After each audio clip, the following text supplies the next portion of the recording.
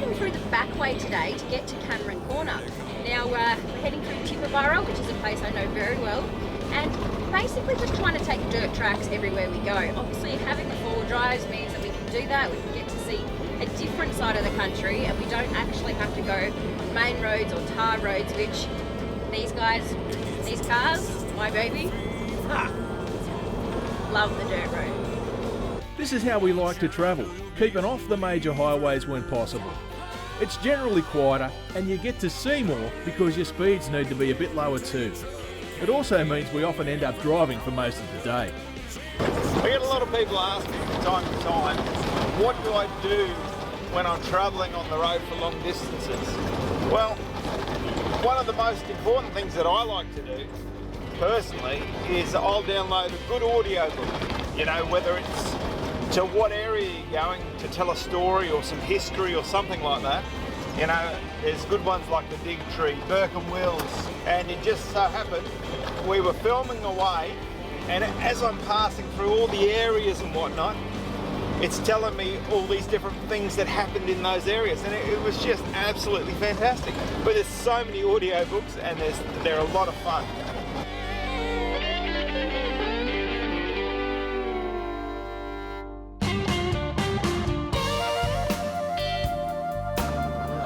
Up here.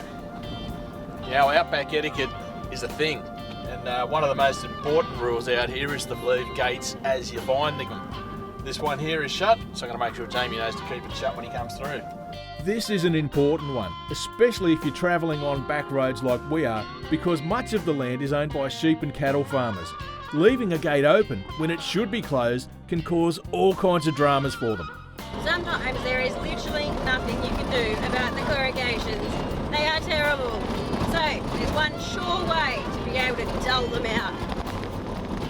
Keep our water, call him mom.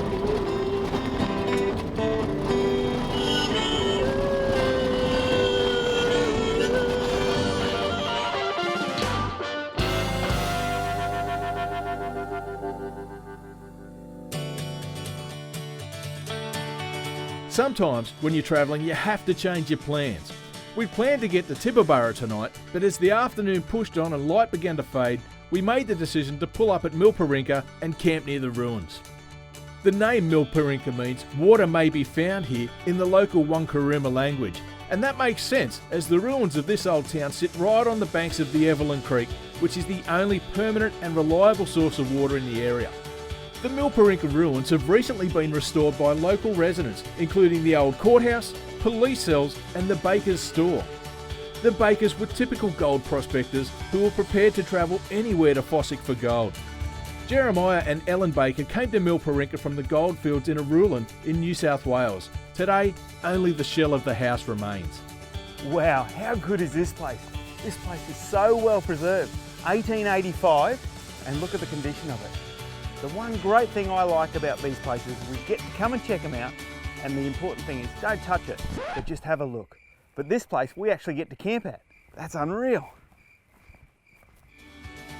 Once camp's all set, it's time to relax around the Outback telly. Life does not get much better than this. We've had an absolute corker of a day today. We've got to travel some back roads that I've never been down before, and tomorrow we're going to tick off our second corner of this trip. You guys ready?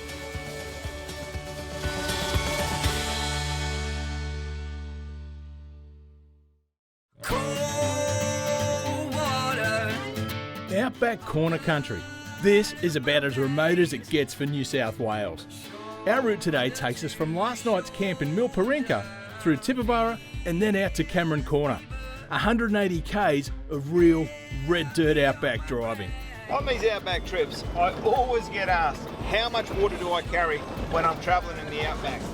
Well, a real simple rule of thumb is 4 litres of water per day per person.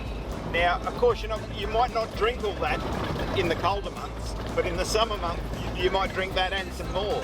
So be aware of that, but also be aware where you can pick up water on the way. You know, from whether it's service stations, wells, or at stations.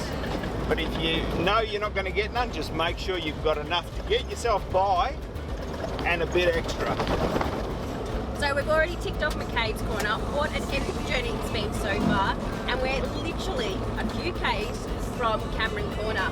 I cannot wait to get out there. One, to be able to go and take a photo with the sign. But two, to get to this pub that a lot of people have told me about, have a cold one with the boys.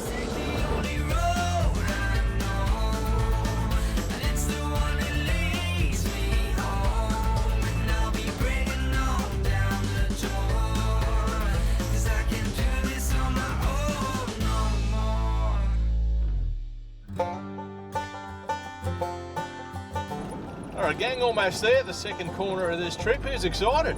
Oh, mate, I am, that's for sure. Haven't been here for a year or two.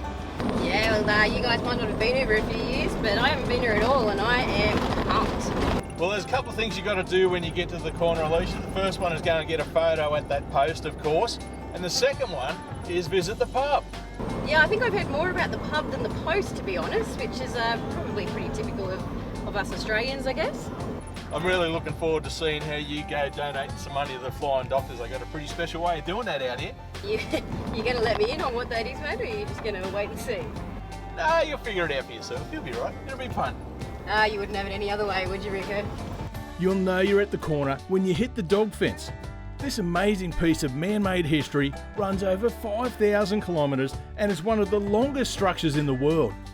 Cameron Corner was originally marked all the way back in 1880 and is named after John Brewer Cameron, who completed a number of surveys in the 1800s after migrating to Australia from England. So there we go. We've done 2 corners. How do you feel about it, Jamie? Oh, it's wonderful. I've enjoyed it thoroughly. We've got a lot more k's to go. That's right, and a few more corners to tick off. So make sure you tune in next week. And to see how Alicia does donating her hard-earned to the Royal Flying Doctor Service, make sure you check us out on Facebook.